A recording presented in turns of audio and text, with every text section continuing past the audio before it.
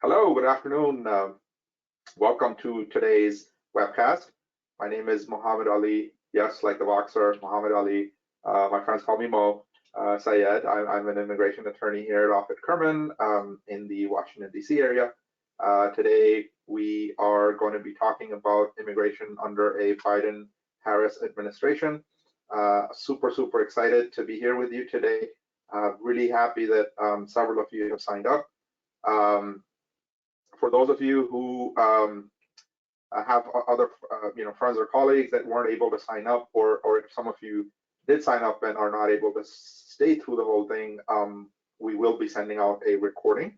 So please watch for an email with a link, and I may add some written materials as well with that email.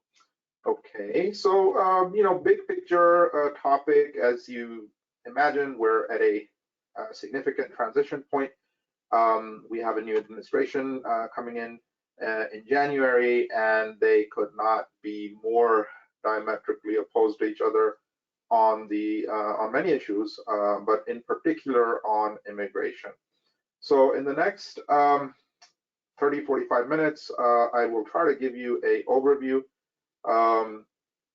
And as you can imagine, the area is so vast. The topics that can be covered in a webinar such as this, update on immigration, it can cover so much ground that we literally an hour is not enough to talk, because there are many specializations within immigration.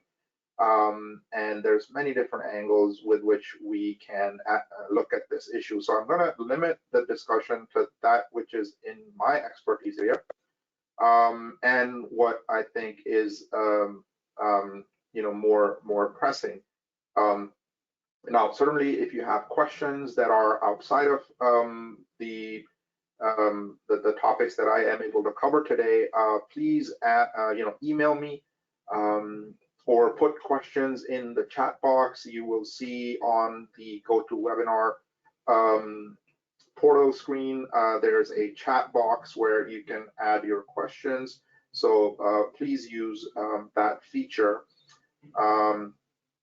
Okay, so with having said that, let me quickly just get right into the big picture here. So the big picture, right, is what is most noticeable about President-elect Biden and his team is a change in tone, right? So we see that we hear a much more positive tone, whereas in the past,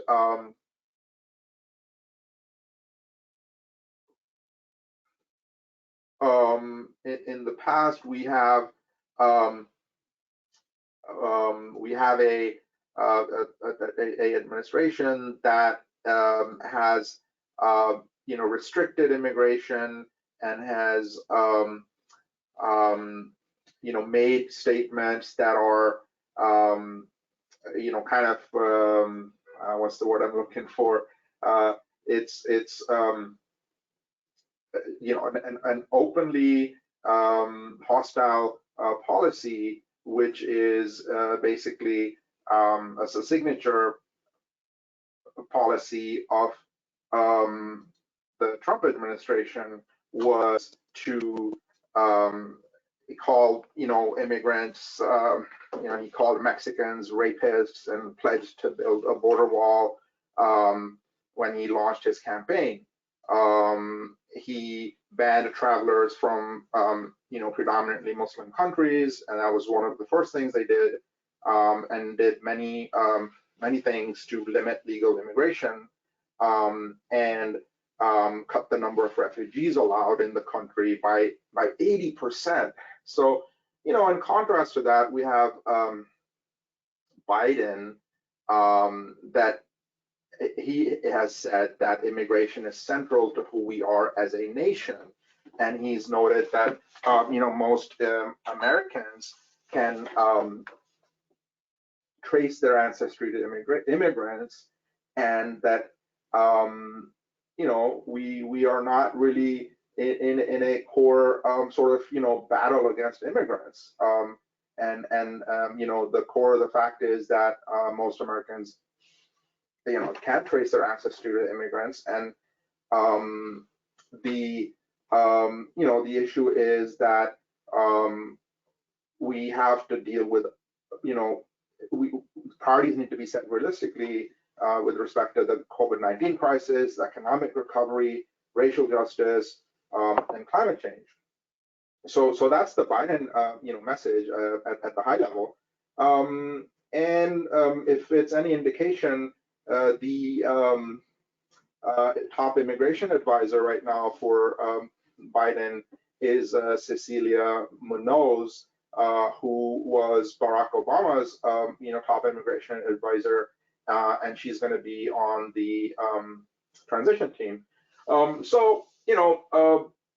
In a nutshell, it seems like there's not going to be any more construction on the wall, and they will stop building the wall. What 400 miles of it that exists will likely stay. But let's get into some more details here. So I wanted to share with you the Biden website, the campaign website on immigration. But it's you can just Google it, Biden immigration, and it's going to list out a multi-page document that shows what their plans are. And I'll just read from one of the sections where the website says, Trump's policies are also bad for our economy. For generations, immigrants have fortified our most valuable competitive advantage, our spirit of innovation and entrepreneurship. Research suggests that the total annual contribution of foreign-born workers is roughly, and check this out, this is huge, it's 2 trillion. The total annual contribution of foreign-born workers is roughly 2 trillion. And then key sectors of the US economy, from agriculture to technology, rely on immigration, and working age immigrants keep our economy growing, our communities thriving, and country moving forward. So that's the tone that we're hearing, right? So I mean, as an immigration lawyer, for me, that it sounds good. It sounds like my clients, my the folks that I represent, whether businesses or individuals, they will get some relief from the last couple of years where it's just been so hard. At present, the current White House, they issued like a lot of immigration-related executive orders. There was presidential memoranda and regulatory directives that severely limited an employer's ability to obtain skilled labor. And with that background, with Biden coming in, he will be able to rescind executive orders, proclamations, and directives, and issue new ones in their place, right? So that's the quicker mechanism to use executive authority. They can also do new notice and comment rulemaking and revise rules that have already been issued in final form. But that's a longer process. That can take months or years. So there's several stages to note that there's things that can happen in the short term, and then there's things that can take a longer time to accomplish and can be run into difficulty. Okay, so I think before we start really talking, meaningfully, I want to say a couple of things. One, I enjoy this opportunity to talk to you and reach out to you by webinar, and I hope that this is useful to you. That at the end of it, you would have taken away information that's useful. It's hard for me to gauge who's listening, and it could be already experts in immigration. It could be folks that have other academic interests, or some of you may have immigration cases yourself. You may be interested in humanitarians material versus business material. So I want to make this as relevant to a large audience as possible. But I think what I want to do first is to kind of go through quickly an immigration 101, so to speak, and a quick summary of what it is that I do that relates to immigration, and what is it that I do not do, and then let's start talking about specific areas that I expect will be different under Biden administration. Okay, so hearing no objections, I will move along. And if you have objections, you have the chat box. So I have two screens in front of me, and I'm looking at the questions are coming up on the right hand side. So if I look away, I'm checking for questions. Alrighty. So first concept, non-immigrant versus immigrant. Okay, which is basically a lot of people enter the U.S. that are not U.S. nationals, that stay here for a short time as a student or as a H-1B worker, and then they leave. So that's non-immigrant. So that's their processing, and the process, the agencies, the rules, the forms, everything is specific to that group, versus immigrant. These are the group that are already in the U.S. or that are coming from overseas to make the U.S. their permanent home. They're already here as a student or an H-1B or without any status, and they get married and they want to become a permanent resident, or they are in status and they get a permanent job offer. So that's non-immigrant versus immigrant. And so even though we use the word immigration, but as immigration lawyers, a lot of what we do, yes, it deals if somebody eventually turns into an immigrant in terms of getting a permanent resident status as an immigrant. Others don't. Many others don't. They come and they leave, or they stay here in a non-immigrant status for a very long time. Okay, so yes, I do cover that. Then big concept, consular processing versus USCIS.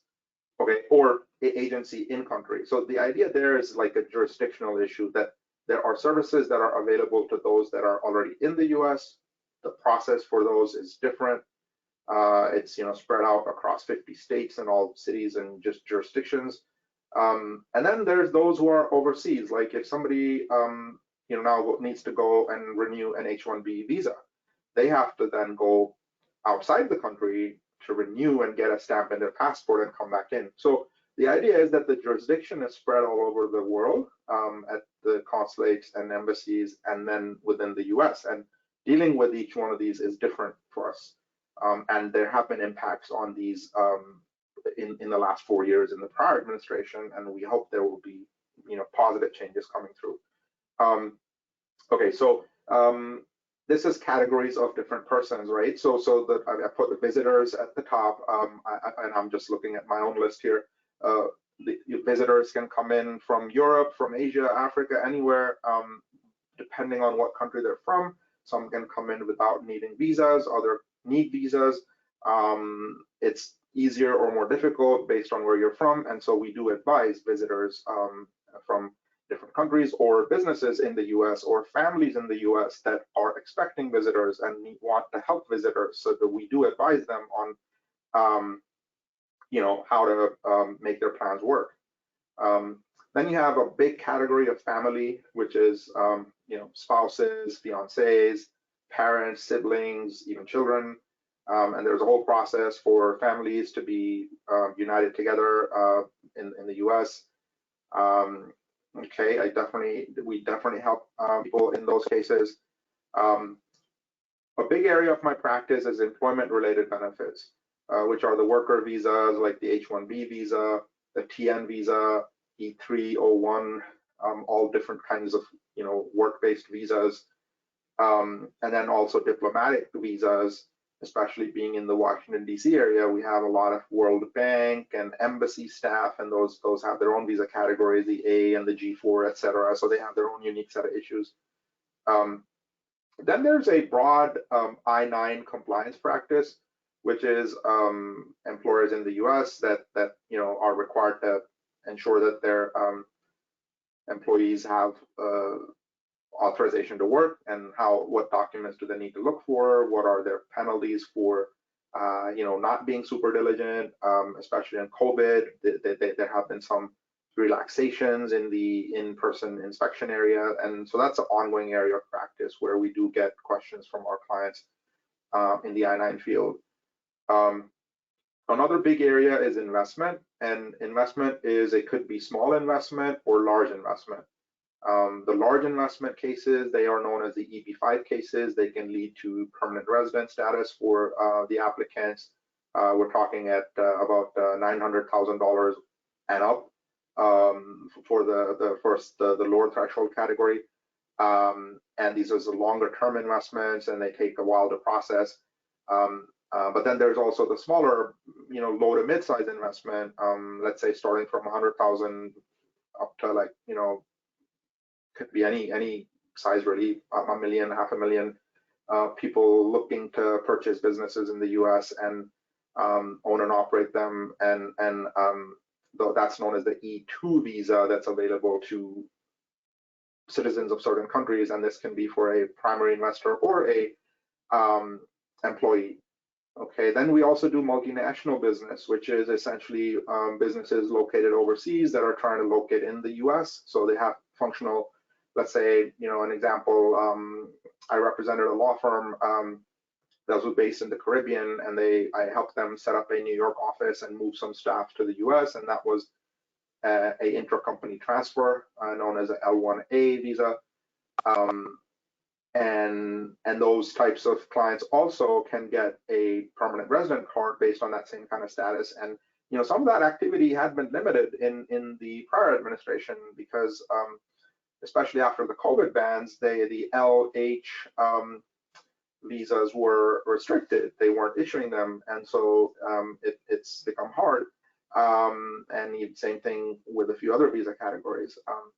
And then just real quick, there's people of extraordinary ability, which I'll call the superstar visa. Superstar, these are people that are really at the top of their field.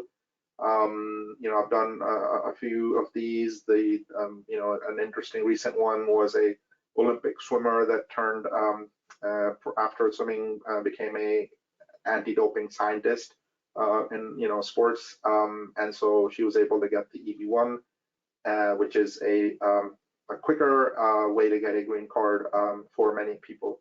And then we get to like citizenship, naturalization, which is folks that have had permanent resident status for a number of years, can become citizens after a while, and they can apply. And so we do a lot of those cases. Sometimes they can get complicated, so folks need help in terms of presenting their best evidence. Lastly, oftentimes, unfortunately, people can get into situations where their cases are very slow. They can get stuck in administrative processing. They can get stuck in any kind of what you may call delay that's unreasonable, like 3, 4, 5 years delay and waiting. And so for those, we do file federal court litigation. They're called as writ of mandamus, which is a term to compel the government to approve their cases or to process the cases. So that's so those are things that I do. Okay, things that I don't do. So I'm not an expert on all immigration related questions. Okay, a lot of immigration law practice is, in other areas that happens all over the country, right? And for those, there are other experts, and those areas are asylum, removal, deportation cases, litigation, asylum-related litigation. Another big area is outbound immigration. So like, I'll get questions about, hey, how do I move to Canada? I got that a lot over the last 4 years. How do I move to Canada? How do I go to Italy? I need something for India. For those, I refer or work with colleagues that are experts in those countries, because I'm licensed in the US, I'm not licensed in these other countries. So it's best to work with experts in those countries, and so I use a network of friends and colleagues that help in those areas. Okay. Okay, tax advice. Folks need to know what are tax implications of moving. Sometimes business formation advice, sometimes employment contracts, and even family law. So all of those areas we have within our firm, and there are other lawyers in my firm that I work with that can help with related questions. Okay, so all right, with that, and then real quick, I want to say, so this will help our conversation. So I myself came to the US as a student on an F1 visa. Back in the day, this was pre 9/11, and it would be, it was a quick process to get admitted to college, apply to the embassy for a visa, get the visa, and to get on a plane and come here. Later, after law school, I got a job with the law firm in DC, and they sponsored me for H-1B visa. That's your temporary work visa, where the employer says that they're going to pay prevailing wage, which is whatever lawyers are being paid in DC, they'll pay, and they have enough work for me. And boom, I got the H-1B. And then after that, then a few years, employer really liked me. They said, okay, Mo, we want to do your permanent resident card. And so then they have to go through this whole process of showing that they have to recruit a qualified person. They've done the advertising, they've tried to recruit, they're paying prevailing wage, but they haven't found someone with the credentials they're looking for, and therefore they give me the job offer and I get the green card. Okay, so these concepts are important because some of this was dramatically changed by the Trump administration, right? So I can refer back to my own story as we get through into some of this, some of the content. So I have a question about to talk about the travel ban, and I will get to it in a quick second. Okay, so what I've really, some of the okay, good. So this is nice. I'm getting some questions, so I'll try to get to them. Let me get through some of this content, and then I'll get to the questions. But the ban-related question, I'll get to that right away after this section. So for today's presentation, I've relied on two sources. One is the Biden website on immigration. They list a lot of their priority items on there. And then there is a document by the American Immigration Lawyers Association, which is this document, which has a set of very, very thorough and thoughtful recommendations. This is a group of 15,000 immigration lawyers and teachers, other interested experts that have reviewed the situation and have made recommendations. So the American Immigration Lawyers Association recommended, what they say is immigration is essential to who we are as a nation, our core values, our aspirations for our future. The United States deserves an immigration policy that reflects our highest values as a nation. Okay, so they say, after 4 years of hostile and xenophobic immigration policies, the new administration has the opportunity and the moral responsibility to restore those values and reestablish America as a welcoming nation that embraces immigrants, protects those fleeing persecution, and promotes immigrant participation in our shared prosperity. President Biden should fight for legislation that builds upon the contributions of immigrants, reunites families, strengthens America's economy, expands humanitarian protection programs, and provides legal status and ultimately citizenship for all aspiring new Americans who still live in legal limbo. Okay, so there you have the American Immigration Lawyers Association providing its input. Now, what we need to also understand is why some changes might take time, right? So as you remember, nearly every major policy change under Trump, right from the travel bans, the Muslim ban, several other very restrictive measures, we had court actions, right? And those court actions, sorry, excuse me, we've had court actions going back and forth from district court going up to even the Supreme Court. Some measures are reversed, and then they are basically, the process is ongoing. So these measures will take time to play out in the court system, and then go back to the executive, go to the legislature, and these, some of this may not happen, as quickly as we would like. So so just real quick, this week, for example, we had a federal judge in California. This was on Tuesday, where we had a very positive development. There was a lawsuit brought by the U.S.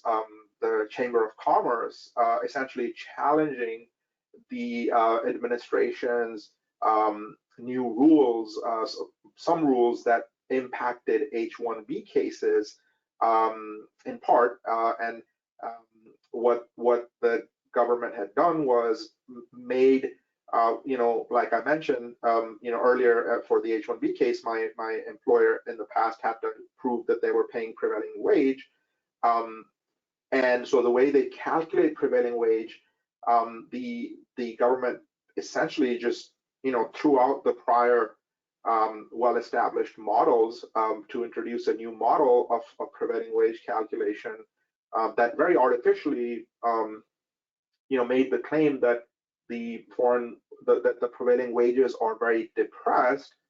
Data is inaccurate because in reality foreign workers are somehow pushing the prevailing wages downwards. So they literally multiplied it in many cases, almost doubled, so that these wages became extremely hard for many employers to pay. So this would be several businesses that in different occupations unable to hire people on H-1B. So this judge in California essentially reversed the administration's measures, and so we'll see if the government challenges it or not. But this was news that this just came out this week, and there's other court cases similar to this one in other parts of the country by other plaintiffs. So this will, I'm pretty sure this will continue as we get into the first phase of the Biden administration. Now, the other thing obviously is that we are certainly aware that whatever plans are made will depend on who controls the Senate. So we have the runoff elections in Georgia in January, and we'll see how who controls the Senate, because that will make a big difference in terms of like how much progress can be made on these things. And of course the coronavirus pandemic, which has unfortunately continued to spike and and is continuing to leave millions of workers unemployed, and that's a big, a huge big,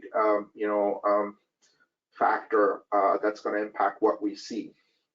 Okay, alrighty. So the first thing that we expect is finally, I got to this within less than 30 minutes. That's great.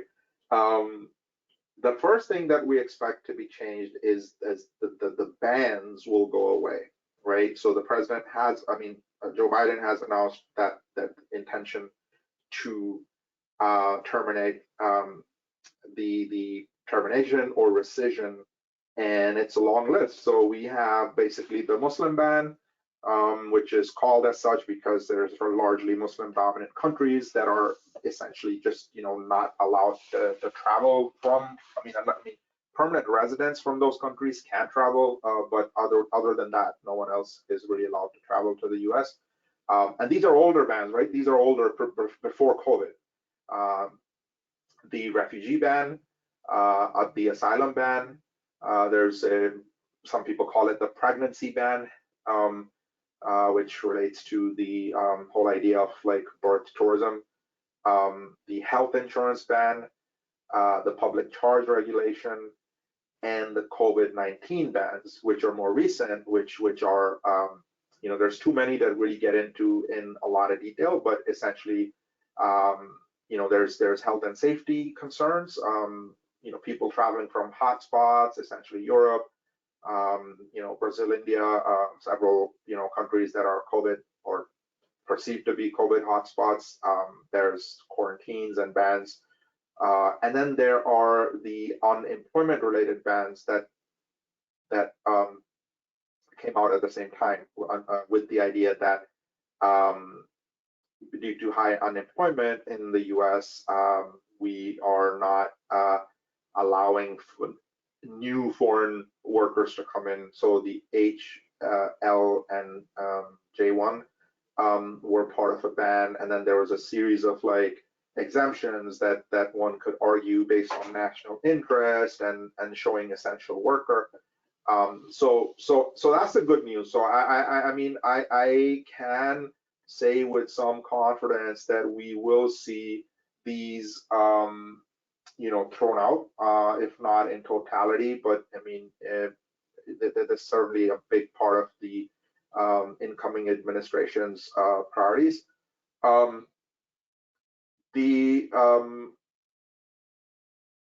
I mean, again, on the policy side, right? Like, I mean, it's all about the tone. Like, so, whether it's asylum seekers, refugees, entrepreneurs, more economic side workers, students, or family members that have relatives in the U.S., they must all know and feel that they will be treated with dignity and respect at the borders when they're coming through and throughout our nation, basically. So, the vision stated is that these values will be implemented through all agencies that administer the immigration system. So that's that's been lacking, to say the least, in the last several years, and I'll get to some numbers. The biggest, so after these bans, the other policy change that is I'm fairly sure that this will be unrolled is the idea that COVID-19 not be used as a pretext against immigrants. Okay, so yes, safeguarding our nation's health during this pandemic, it is an imperative. Yes, definitely. However, the order issued by Centers for Disease Control and Prevention, it appears not to have been based on science, but instead on the president's agenda, right? So this just seemed like a really nice pretext to sort of like overkill and shut down everything, which has led to the expulsion of over 150,000 unaccompanied children and adults who were denied the chance to seek asylum. I mean, so an extreme humanitarian crisis with no reasonable connection to COVID. And then the presidential proclamations that ban the lawful entry of foreign nationals to protect the labor market have also separated thousands of families. These are people working, living in the U.S., but family traveling, and now they're stuck, or visas can't be renewed under the guise of COVID-19 safety measures. So this is a big one that they're talking about rescinding all these policies immediately. Okay. Now, this is another this point is like a global systematic sort of a procedural overhaul where there will be a push to making the system more fair, more efficient, and introducing more accountability in the immigration system. The efficiency and fairness are big deals for me and my clients, because over the last 4 years, cases that don't have to be so difficult, cases that are not super complicated, received scrutiny that seemed unreal. Like, it's like, I don't know, I mean, if it's a good analogy, but like I go to the doctor because I have a earache and maybe some Advil will help, but they end up doing a full surgery and open up my skull, and it's like, okay, well, why did that happen? For example, an H-1B application for an accounting position. Okay, you have a company that has a need for an accountant. You have a person that has a degree in accounting, maybe a license. You have the ability to pay, and you have enough work, and you wrap this up into a nice packet and you send it on to the government. And number one, lots of delays. Like, I mean, when maybe in the past it would take 2 months or so, now they're sitting on things for 6 months. And then if you want to pay like a premium processing fee, which is expensive, maybe you'll get your case processed quicker. But mostly, you're going to get back what's known as a request for evidence, which is a insane, I mean, in some cases, it's okay, it's reasonable. They have the authority to ask for additional evidence, but when you're having to argue the basis of like what is an accountant, whether an accountant is a specialized occupation or not, whether an accountant needs a bachelor's degree or not. I mean, these are theoretical issues that have been decided by academics, but the government's been pushing back and fighting. And so it's hard, I mean, you know, for my clients and employers, I mean, to engage in this over and over on multiple clients. So, and the delay, the lack of fairness, the lack of efficiency. So this leads to this point, which is important, that the USCIS has to be reformed to make it accountable to the public and to its true congressionally defined mission, which is to provide consistent, prompt, and fair adjudications to customers, right? So unfortunately, what we saw during the Trump administration is that USCIS implemented policies that negatively impacted its own revenue and efficiency. Like, you know, and you probably saw this towards the end of the year where they were doing a shutdown and furloughs at USCIS. Even though they are a fee-based organization, they, you know, we pay them to process our clients' fees. I mean, the clients pay them, and as a result, they had huge skyrocketing processing times, right? So, which is not good for the economy.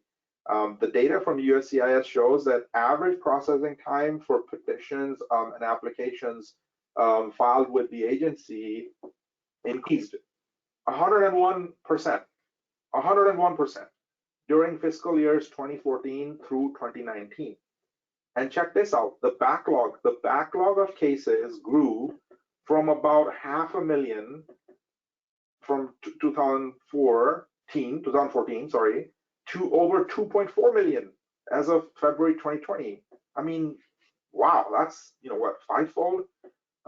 So, you know, essentially what we saw was that the Trump administration added, like, you know, a lot of bureaucratic red tape, and you know, there was no evidence really of finding that the additional measures, you know, which was called extreme vetting, that we would have like more lawful findings of like ineligibility or fraud.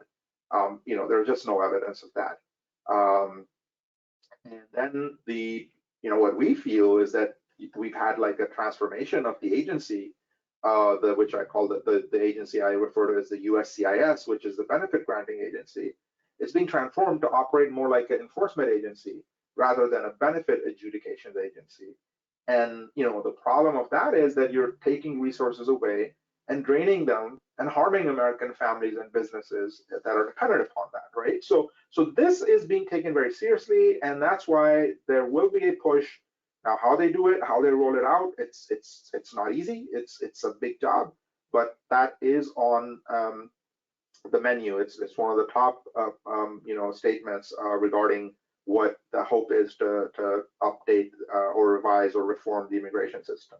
Okay, so how do we get the system back on track? So now let me go over some things that this was pre the current administration, and then how these might change, and how the current administration changed them, and then how can we get them back to track. Okay, so the idea is that a lot of the Trump administration policies harm Americans by significantly and unnecessarily burdening case processing times across all USCIS product lines. And I mean, I can certainly attest to that. I've seen this for my clients, and in many different ways, this has impacted like not only employers but employees and you know, entrepreneurs, et cetera, et cetera. There used to be a policy called the deference policy, okay, which meant if you are a company that you have hired Offit Kurman or, you know, Mo Syed to do 10 H-1B cases over the last 5 years. Okay, we've applied, we've been approved, and our employees are still in those positions. Typically, if I went to renew for one of these people, the fact that my client already had a approved petition for the same employee meant that the examiner would give deference to the prior approval. Okay, so but starting 2017, there came out a memo which said that officers have to duplicate the past findings. So they cannot rely on, if you have like the biggest car company in the USA knows that it can pay the salary of one of its IT workers, or it's an electrical engineer or something, and they've already demonstrated it once, but the officer is required to not defer to that evidence that's already on file. Just to go and do a new examination and often relitigate cases, which is a waste of time. So the hope is that the deference policy will be reinstated. Okay, it used to be the case that we did not need interviews for employment-based cases with the employees where the eligibility was not in question. I mean, you have people that have been working in the US for years and years with legitimate businesses, have payroll records, have degrees. They have no criminal record. There's no issue of eligibility. The USCIS itself determined that having these interviews with such individuals was a waste of time, that it didn't add anything to these interviews. However, the last administration introduced mandatory interviews. The hope is that the Biden administration will do away with those interviews. Okay. We've seen a lot of inconsistency in adjudications. We've had some cases approved without request for evidence, others denied based on the same evidence. It just seems all haphazard and very inconsistent. So there's hope that there will be more consistency now. Okay, they've been rejections for very frivolous reasons, such as like if you have a space on a form that is not material and the client leaves it blank rather than writing in NA. They've had denials on that, and it's especially harsh on folks that are vulnerable and low income, low education that are doing these forms on their own. Having them denied for these reasons is just, it's a grave injustice. Case processing times and backlog, right? So that's a recurrent theme. When will my case get approved? When can my person travel? When can they come in and start working? Huge backlogs. Like, it's hard to get clear information. There are tools online, but still it's not an exact science. So trying to get a better handle on processing times and backlogs is important. And that there's an intention to correct those things. Last one on this point is that, the policy debate about whether, like, say, so you have like this one part of the agency that takes money from folks that are paying to have, let's say, their H-1Bs adjudicated or their green cards adjudicated, work or family, whatever. But those dollars are taken and then given to Customs and Border Protection or ICE to go and conduct raids and deal with border issues. So, there's a disconnect there. It's like, hey, if, we're paying these fees for these services, we should be getting the benefit of those fees, right? So US companies paying fees for, getting workers or US citizen families trying to get their families over, giving money for those benefits, but then that money is being diverted to other areas that are not really relevant to what they're paying for, right? And so that's a problem that needs to be addressed, and we hope that it will be. Again, there are also measures where certain fee amounts were, designed to be reasonable for humanitarian cases, and some of that changed over the last couple of years, and so there's a move towards making those more reasonable. Okay, so you may have, so those with questions, if you can bear with me, I just have a little bit more material and then I'll just jump to the questions right away. Okay. I definitely, I cannot complete this presentation without getting into the treatment of migrants at the border. There's no other way to say it. The Trump administration has waged an all-out assault on migrants at the southern border. And you all know what I'm talking about. Severe restrictions, outright bans on asylum, measures to detain recent arrivals and basically huge due process violations. So that's all been in the news, and it's a very emotional issue, which went in a direction that it really had no need to, with families being separated, and now you can't find their parents, and it's like kids in cages without their parents. So, just heartbreaking. Again, I'm not the expert on this subject matter, but I know enough from my colleagues who do in this work that it's so important that this be fixed for our nation. And so Mr. Biden has pledged to secure our border while ensuring the dignity of migrants and upholding their legal right to seek asylum. Now, okay, you can think about how to achieve these twin aims, right? So you have like a surge in humanitarian personnel and resources, sent to the border to implement a fair and orderly and efficient screening process for legal relief, right? So that's the intention. So we hope that we'll see some changes there. And the other thing that I really like, actually, which I have not seen earlier, is that the Biden team has said that they're going to tackle with the root causes of migration. So it's like, okay, where do we, the correct place to deal with this humanitarian crisis is not really at our border, right? So the worst place to deal with irregular migration is at our own border. I mean, rather than working in a cooperative manner with countries in the region to manage the crisis, cooperatively, Trump's erratic enforcement only approach is making things worse. You cannot deal with it with enforcement only. So the best way to solve this challenge is to address the underlying violence, instability, and lack of opportunity that is compelling those people to leave their homes. The Northern Triangle countries like El Salvador, Guatemala, Honduras, etc. And this is something that, as Vice President, Biden was an architect of a major program of U.S. assistance to advance reforms in Central America and to address the key factors during migration. So this is something new. They've announced that they'll pursue a comprehensive strategy to strengthen the security and prosperity of Central America in partnership with people of that region.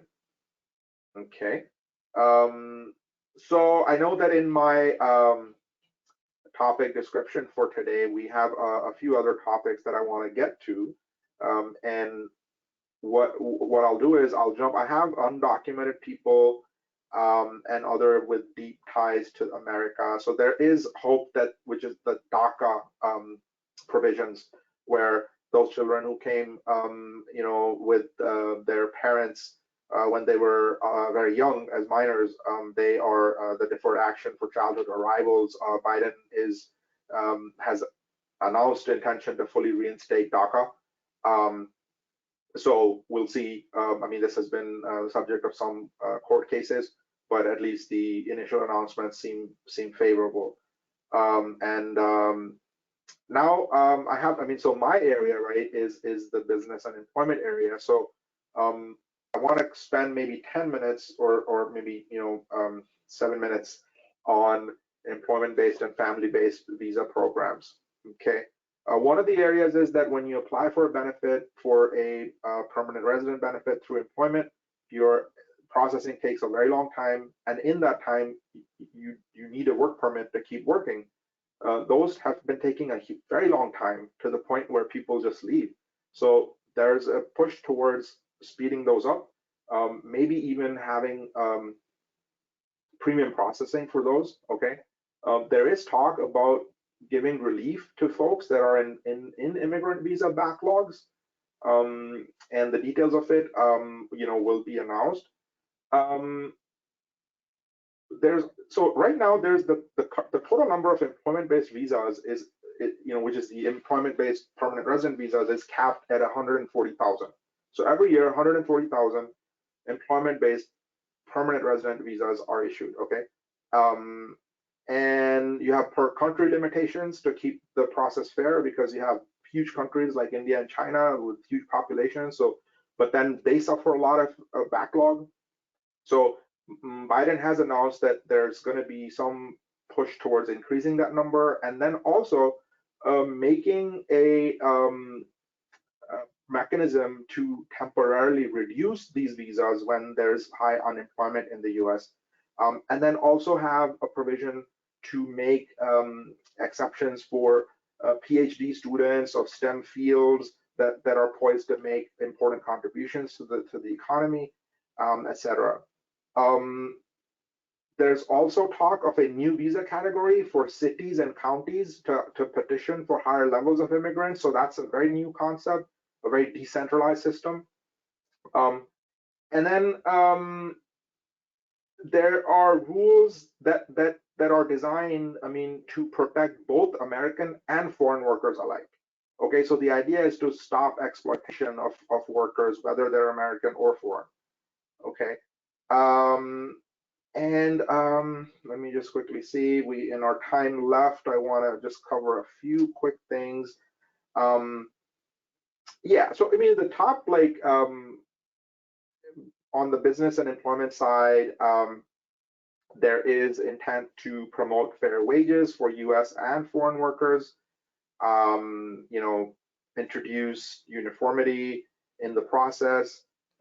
There's a desire to promote immigrant entrepreneurship, business growth, investment, and job creation, which, you know, you may have heard of the Buy American, Hire American executive order, and that focused on basically, you know, just, I mean, I think it just took away from the focus that it's not, you can't really separate out American and immigrant, like it's all, we're all in it together. Like immigrant-driven businesses create jobs for Americans, you know, or more options for the American consumer. So the idea here is that a new executive order should spur innovation and job growth, and you know, wherever it's coming from, improve the H-1B program, you know, and do away with some of the regulations that came out in fall 2020.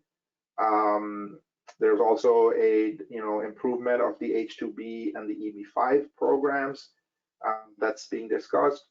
And the last point I'll make is that on the consular processing side, on how embassies and consulates are handling visa applications, and especially in COVID. So there's a lot of bureaucracy, there's a lot of, like, you know, red tape, and especially now, like hopefully after COVID, when COVID subsides, it's going to be a huge demand on the embassies, because right now, you know, they're not issuing visas with limited exceptions. But when the surge of demand, you know, takes place after the pandemic, they will have to figure out ways to streamline processes. And then overall, I think, I guess, yeah, one of the big things I want to also inject in this conversation is that we've all seen that, you know, we've all been able to adapt to working remotely. I mean, at least a lot of us have, some not so much, but the way we work and how we, you know, produce has changed, and we have adapted new technology. We've modernized how we do things. And so the same is required of the government in this area. Like, you know, it's not enough to just, you know, kind of throw in the towel and you know, slow everything down, stop everything. I mean, there are ways, as we've seen by, you know, some very incredible, you know, demonstrations of like adaptation of keeping the thing, you know, keeping missions moving forward. So that's a big part of this whole, you know, what's to come. Okay, last thing, I promise, last thing. So Biden has said that he's going to reverse the public charge rule. This is where, prior to giving immigration benefits, the government started doing a very, very intrusive public means test, which just already on top of like a very, you know, significant income sponsorship process and verification, there was added another form with like a lot of forms that looked at a lot of different things that became super, super complicated for people to get together and to apply, and created delays and denials based on flimsy grounds, essentially related to income. So it was discriminating in favor of richer people, that was one of the problems with it, and it was challenged. It has been challenged. It's been in court, and but the Biden team has said that they will do away with the public charge rule, so which is a welcome thing. Okay, so I have a few other points here, but I will, because we have a few minutes left, I'm gonna quickly go to the questions. Okay. Okay.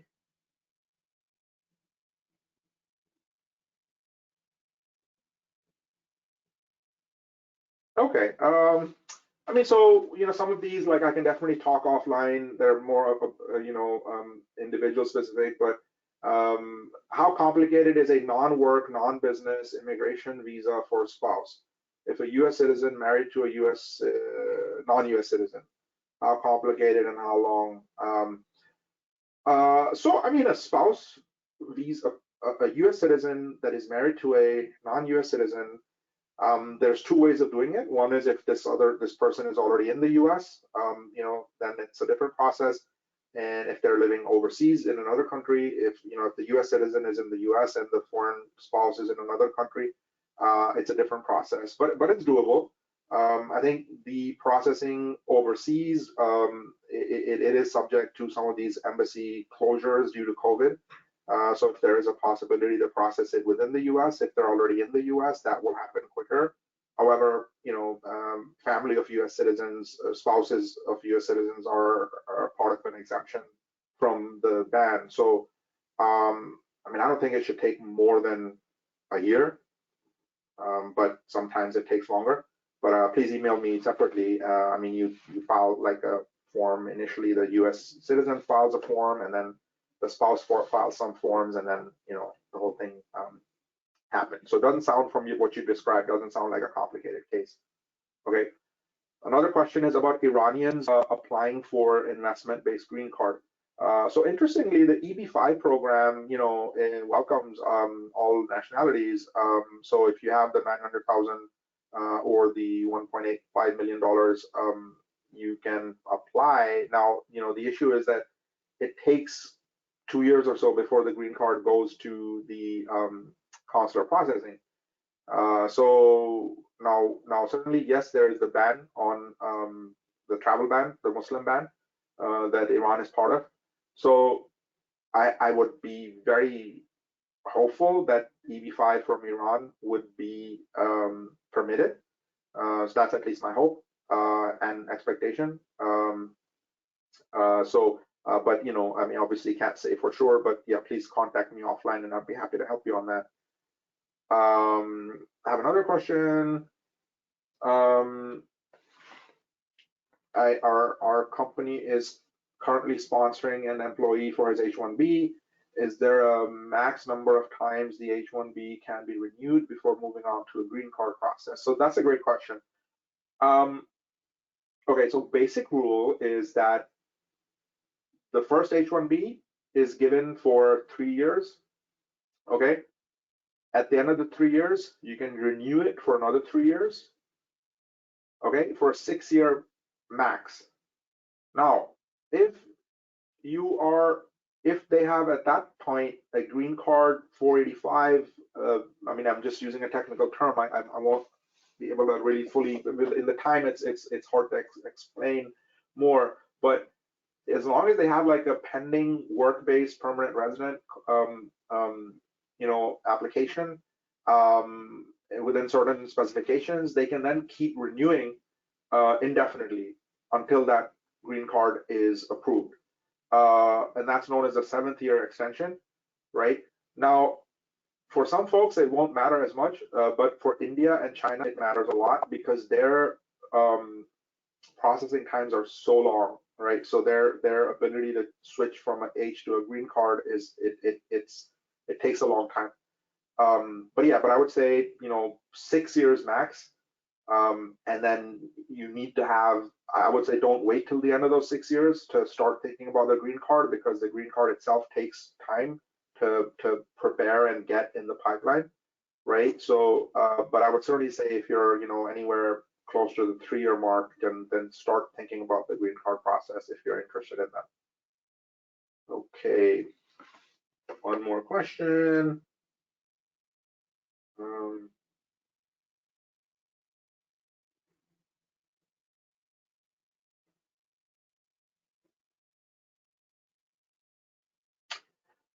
So okay, what do we do about immigrants in general when we are advised not to travel out of our homes, to mask from our families, and experiencing one of the most unfortunate employment rates in our history? Is there thought about guidelines for future disease outbreak? You know, I mean, I'm sure there is, like, I mean, in terms of public health, like, they're, I mean, kind of all over it. Um, in terms of, I don't really, I mean, this is not really something that, I mean, we are kind of addressing through immigration law. So, you know, I would say that it's, you know, we need like a global approach. At least, and this is my kind of personal opinion. To me, I don't see any connection between immigrants and COVID. So I don't really see how this is relevant. But okay, great. So that's pretty much it. That's all I have. We're at 1. I'm happy to stick around for some more minutes if there's more questions. You can definitely type them in the chat box, and I'll just wait for a minute or two.